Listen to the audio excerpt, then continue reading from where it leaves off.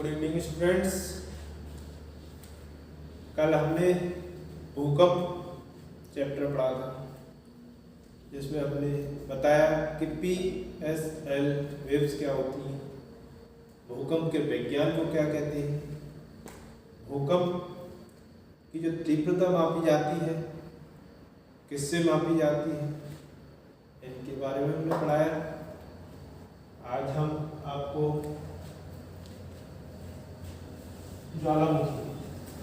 ज्वालामुखी के बारे में बताएंगे कि ज्वालामुखी क्या होता है और ज्वालामुखी की जो क्रिया होती है उसे क्या कहते हैं, ज्वालामुखी आने के क्या क्या कारण होते हैं, इसके बारे में हम आपको एक संक्षिप्त पढ़ते हैं। देखिए, तो ज्वालामुखी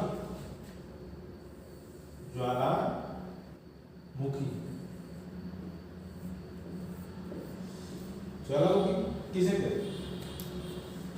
जैसा कि नाम से ही हम पता लगा सकते हैं, ज्वाला किसे कहते हैं? ज्वाला कहते हैं आग। मुखी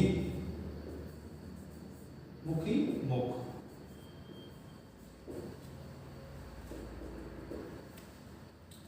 तो जो ज्वालामुखी होता है वो आग का एक मुख होता है,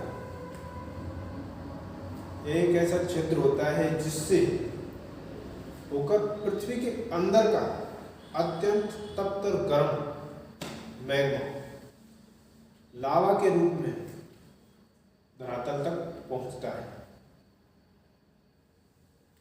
इसमें बहुत सारे टुकड़े पदार्थ होते हैं जो धरातल पर पहुंचते हैं, बहुत सारे खंडों के रूप में जो पहुंचता है पृथ्वी के आंतरिक सतहों से एक छिद्र के माध्यम से। बहुत सारी गैसें, शिलाखंड,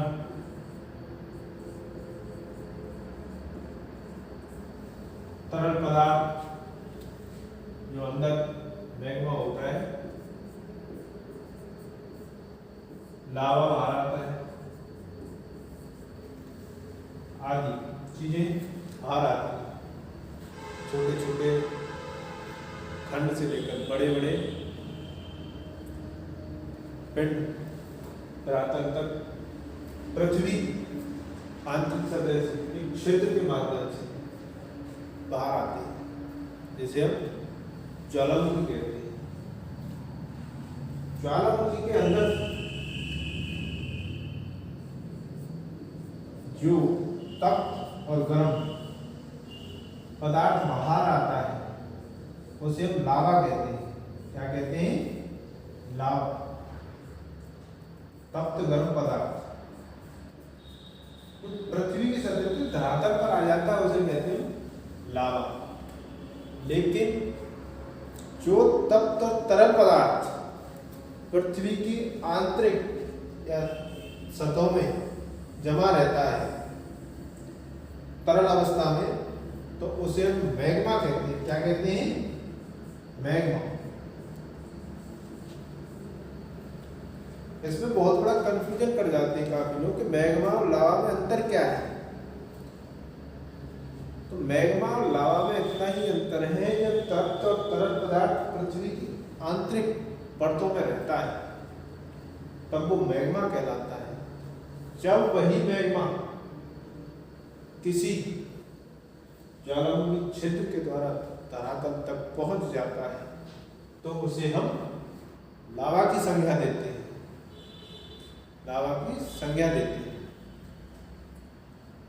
अब इसी बीच लावा का एक उदाहरण दें इसे समझने के लिए। तो एक लावा का मोबाइल आता है, तो वो मार्केट में अब आ चुका है, बाहर आ चुका है। मैग्मा का कोई मोबाइल नहीं, तो ऐसे लगा सकते हैं जो बाहर आ चुका है वो लावा है, जो नहीं आया है अंदर ही है वो मैग्मा है। तो ज्वालामुखी के बारे में आपने जाना अब हम ज्वालामुखी के कारणों के बारे में चर्चा करते हैं। क्या कारण है कि धरातल पर ज्वालामुखी की क्रियाएं होती हैं और ज्वालामुखी के प्रकार कौन कौन से हैं, कौन कौन से ज्वालामुखी सुषुप्त हैं, कौन कौन से जागृत हैं, कौन से ऐसे हैं जो बिल्कुल ही मरणासन्न अवस्था में हैं या जिनके फटने की कोई भी उम्मीद नहीं। तो कारणों पर चर्चा करते हैं। कारण, जैसा कि हमने भूकंप में बताया था, प्लेट टेक्टोनिक, प्लेटें जब खिसकती हैं तो भूकंप आते हैं, ज्वालामुखी क्रियाएं होती हैं। जब दो प्लेटें एक दूसरे की तरफ गमन करती हैं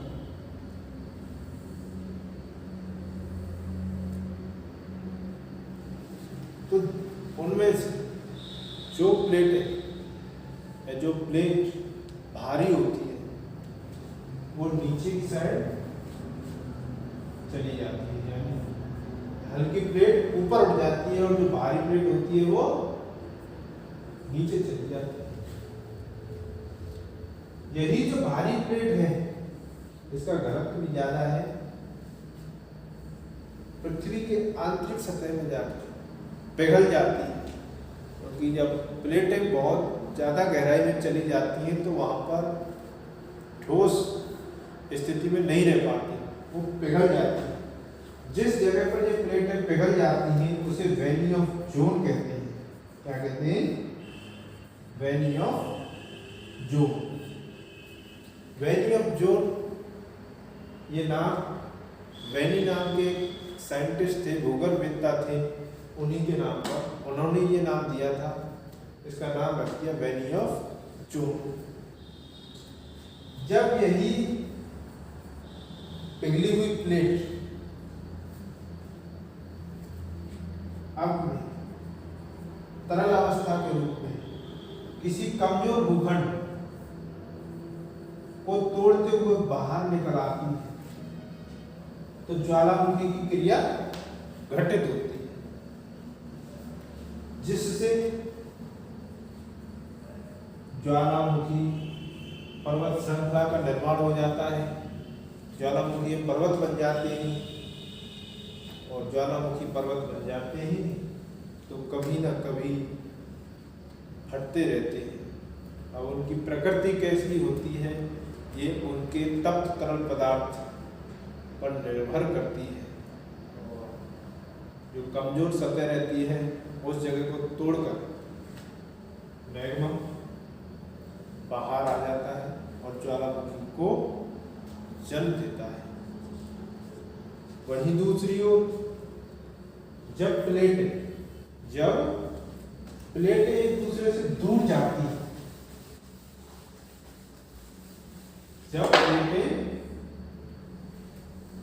एक दूसरे से दूर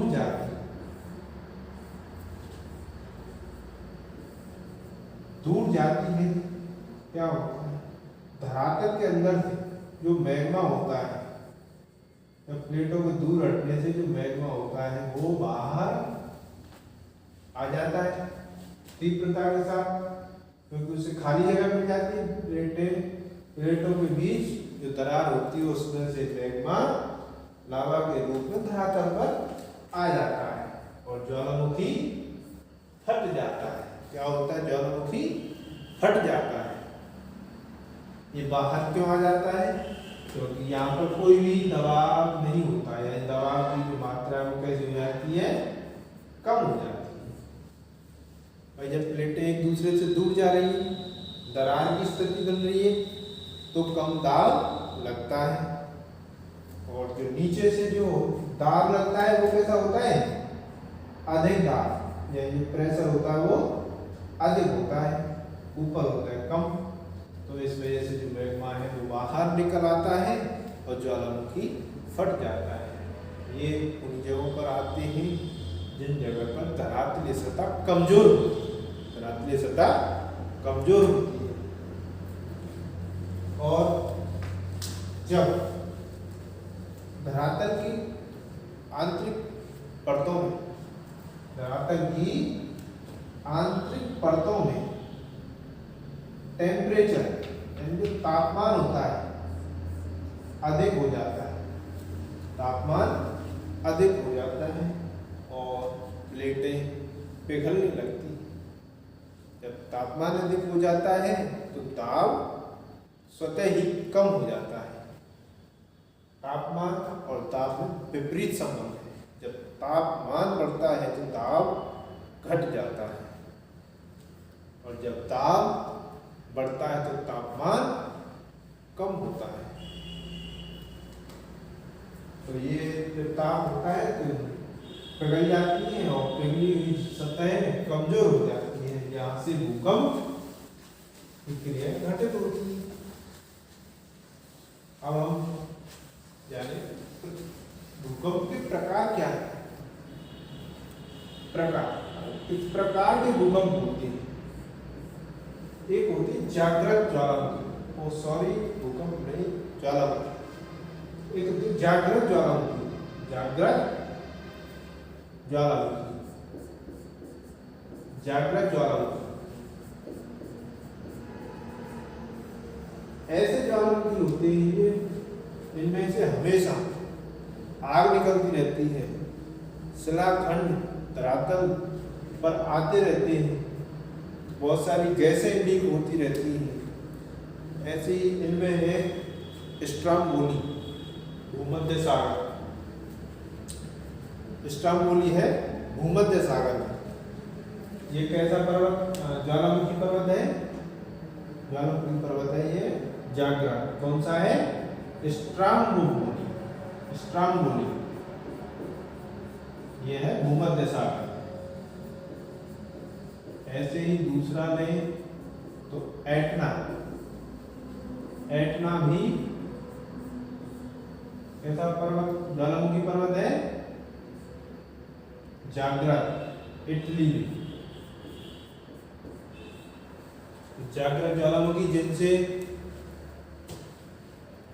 हमेशा गैस, शिलाखंड और बहुत सारे तरल पदार्थ बाहर निकलते रहते हैं, वो जागृत ज्वालामुखी होती है।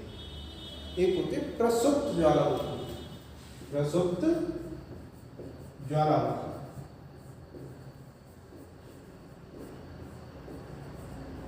प्रसुप्त ज्वालामुखी अर्धचेतन में रहते हैं, आधे सोए हुए लगते हैं, आधे जागे हुए लगते हैं। यानी ये कभी भी फट सकते हैं, कभी भी इनका उद्गार हो सकता है, ये कभी भी अपना भीषण रूप दिखा सकते हैं। ऐसे ज्वालामुखी को कैसे ज्वालामुखी कहते हैं? प्रसुप्त ज्वालामुखी। इसमें इटली का वेसुवियस, इटली का वेसुवियस इसका अच्छा उदाहरण है। ऐसा है प्रसुप्त ज्वालामुखी, वेसुवियस। ये कहाँ पर है? इटली। इटली आपने वर्ल्ड मैप में देखा होगा कि भूमध्य सागर के प्रायद्वीपीय क्षेत्र में दिखाई देता है। एक छोटा सा लटका हुआ देश है इटली। एक होती है शांत ज्वालामुखी, शांत प्रकार की ज्वालामुखी, शांत ज्वालामुखी। ये ऐसी ज्वालामुखी हैं जिनके फटने की संभावना नगण्य, यानी ये कभी फट नहीं सकती, इनकी कल्पना नहीं की जा सकती कि ये फट भी सकती है। इनका जो मुख है वो पूरी तरह ठंडा हो चुका है, इनके फटने की संभावना कम है। इनमें ईरान का कोह सुल्तान, ईरान का कोह सुल्तान, ईरान का है कोह सुल्तान। ये कैसा है? शांत ज्वालामुखी, कोह सुल्तान, सुल्तान। म्यांमार का पोपा, म्यांमार का पोपा ज्वालामुखी। कैसे ज्वालामुखी है? प्रसुप्त ज्वालामुखी नहीं, शांत ज्वालामुखी, यानी इनके संभावना कम है। एक है किलिमंजारो।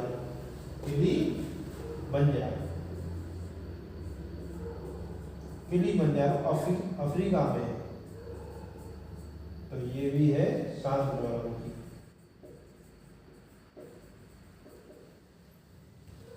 आज हमने ज्वालामुखी क्या है, ज्वालामुखी से कौन कौन से पदार्थ बाहर निकलते हैं, ज्वालामुखी के कारण क्या है जिनसे ज्वालामुखी आती है, मैग्मा और लावा के बारे में पढ़ा कि मैग्मा और लावा क्या अंतर है,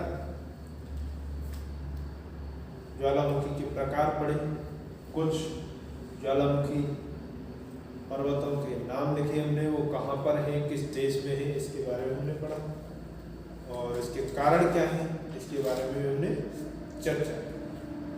अब हम कल ज्वालामुखी से बनने वाली आंतरिक संरचना के बारे में पढ़ेंगे। इसके अंतर्गत कौन कौन सी भूआकृतियां बनती हैं आंतरिक सतह, जिसमें पढ़ेंगे सेल, डाइक, लेबली। लेबली क्या है, लेकोलिथ, फेकोलिथ, इन चीज़ों के बारे में पढ़ेंगे। Good night.